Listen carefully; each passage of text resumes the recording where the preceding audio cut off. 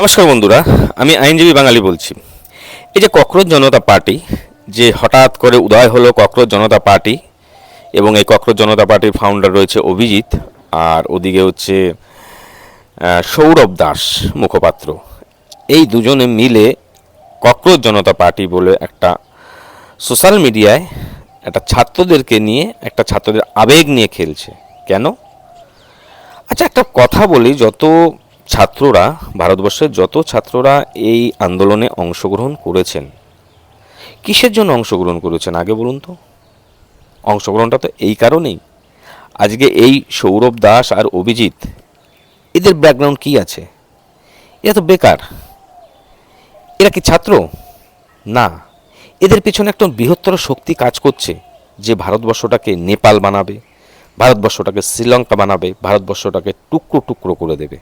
যদি বলি কেন, ঠান্ডা মস্তিষ্কে সকল ছাত্ররা একটু চিন্তা করবেন যে আন্দোলনটা নিট পরীক্ষার প্রশ্নপত্র ফাঁস নিয়ে আন্দোলন। অতি উত্তম কথা, ভালো কথা।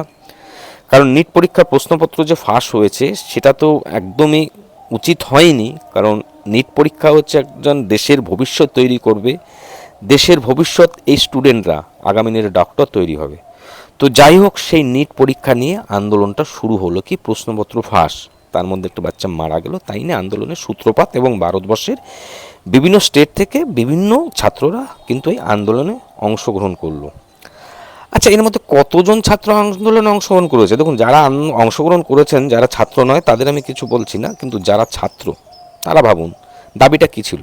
ধর্মেন্দ্র প্রধানের পদত্যাগ, এবং আগামী দিনে যাতে এই যে কোনো প্রশ্নপত্র যাতে ফাঁস না হয়, এবং যদি ফাঁস হয় সরকার এমন আইন, এমন কঠোর থেকে কঠোরতম আইন করুক যাতে তাদের কঠোর সাজা হয়। এই তো দাবি। যে প্রশ্নপত্র ফাঁস হওয়া তো এটা একটা জালিয়াতি, তাহলে তার জন্য সে কঠোর আইন পাশ হতে হবে। এবং এই ককরোচ জনতা পার্টির আন্দোলনে দেখুন স্টেজে কাদেরকে দেখা গেছে। মার্ক্সবাদী কমিউনিস্ট পার্টির নেতৃত্বদের দেখা গেছে, কংগ্রেসের নেতৃত্বদের দেখা গেছে, সমাজবাদী পার্টির নেতৃত্বদেরকে দেখা গেছে, বিভিন্ন বিরোধী দলগুলোকে দেখা গেছে। কেন ছাত্র আন্দোলনের ওখানে কেন রাজনৈতিক নেতারা থাকবে? বৃন্দা ক্যারাটকে দেখা গেছে। এবং সেখানে স্লোগান কি হচ্ছে? আজাদি।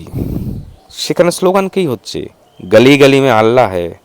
সেখানে স্লোগান কি হচ্ছে? প্রধানমন্ত্রীকে নিয়ে কটূক্তি, বাজে কথা। সেখানে স্লোগান কি হচ্ছে? হাম ভারত টুকরা টুকরা কর দেঙ্গে। এটা কি ছাত্র আন্দোলন? ছাত্র আন্দোলন এটা।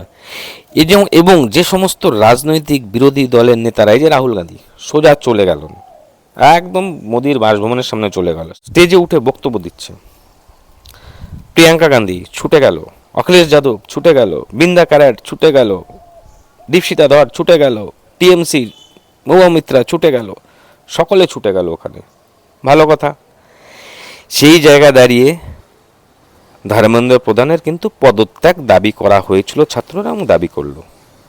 এবং সেই আন্দোলনের তাহলে মেন উদ্দেশ্য কি? ধর্মেন্দ্র প্রধানের পদত্যাগ, এবং আগামী দিনে যাতে কঠোরতম আইন যাতে হয়, এই যে প্রশ্নপত্র যাতে ফাঁস না হয়। এবার একটা কথা ভাবুন তো, সংসদে যখন বিলটা পাশ করা হয় যে আগামী দিনে প্রশ্নপত্র ফাঁস হলে তার জন্য যে বিল আনা হচ্ছে 10 বছরের জেল এবং 10 কোটি টাকা জরিমানা, তাহলে সেটাকে সকলে মিলে সমর্থন করা উচিত।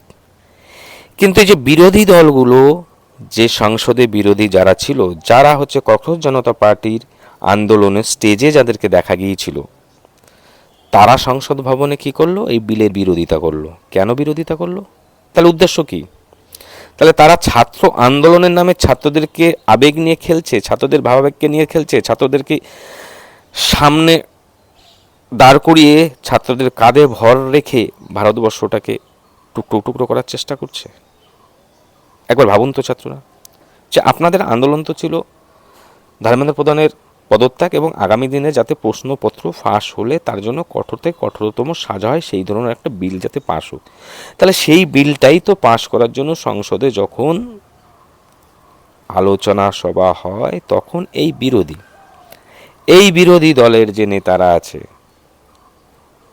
রাহুল গান্ধী, বলুন, মহামিত্র বলুন, যারা যা আছে তারা কিন্তু বিরোধিতা করলো, এই বিল পাশ করতে দেবে না। কেন? তাহলে কি তারা সত্যি ছাত্রের সাথে? তারা কি সত্যি ছাত্র আন্দোলন? না, তারা ব্যাকফুটে চলে গেছে এবং এই ছাত্রদের আবেগকে নিয়ে খেলছে, এবং বেশ কিছু জিহাদি সংগঠন এই ছাত্রের মধ্যে ঢুকে গিয়ে নিজেদেরকে ছাত্র পরিচয় দিয়ে, দেখবেন পিঠে ব্যাগ রয়েছে প্রত্যেকের, মানে একেবারে 50 বছরের একজন আন্দোলনে রয়েছে, তারও পিঠে ব্যাগ রয়েছে, দিয়ে এই অরাজকতা সৃষ্টি করা। তো সুতরাং ছাত্র আন্দোলনের নামে এই ককরোচ জনতা পার্টি ভারতবর্ষটাকে কিন্তু বিশৃঙ্খলা সৃষ্টি করছে, ভারতবর্ষটাকে কিন্তু হিন্দু রাষ্ট্র করতে দেবে না, বাধা সৃষ্টি করছে। একবার ভাবুন তো, সারা পৃথিবীতে কোথাও হিন্দু রাষ্ট্র আছে? নেই তো। তো সুতরাং পরিষ্কার এখানে বোঝা যাচ্ছে যে এই ককরোচ জনতা পার্টি আদৌ ছাত্র আন্দোলন নয়, এদের এজেন্ডা কিন্তু ছাত্র আন্দোলন নয়, এদের এজেন্ডা কিন্তু ধর্মেন্দ্র প্রধানের পদত্যাগ নয়, এদের এজেন্ডা কিন্তু সংসদে যাতে এই বিল পাস হয় যে আগামী দিনে প্রশ্নপত্র ফাঁস হয়েছে তার জন্য যেন কঠিন থেকে কঠিনও সাজা হয়, সেটাও নয়। এদের এজেন্ডা হচ্ছে বাইরের একটা জিহাদি শক্তি এদের সাথে হাত মিলিয়েছে, এবং পরিষ্কার বোঝা যাচ্ছে যে অভিজিৎ আর ওদিকে সৌরভ, এরা কিন্তু কোন সংগঠনের সাথে যুক্ত? সৌরভের সাথে কিন্তু উমর খালিদের যোগাযোগ রয়েছে। তাহলে আশা করি সকল ছাত্ররা বুঝতে পারছেন ভারতবর্ষটা আপনাদের মাতৃভূমি। আর এই আন্দোলনে বলে কি করে যে ভারতবর্ষ মাতা বাবাকে? এত বড় স্পর্ধা এদের হয় কি করে? তো এই আন্দোলনটা কখনোই ছাত্র আন্দোলন বলা চলে না, এটা ছাত্র আন্দোলনের নামে অরাজকতা। অরাজকতা ছাড়া কিচ্ছু নয়, ছাত্রদেরকে বদনাম করা। সুতরাং আশা রাখবো ভারতবর্ষটাকে রক্ষা করার দায়িত্ব সকল ছাত্রদের। জয় হিন্দ, বন্দে মাতরম। নমস্কার।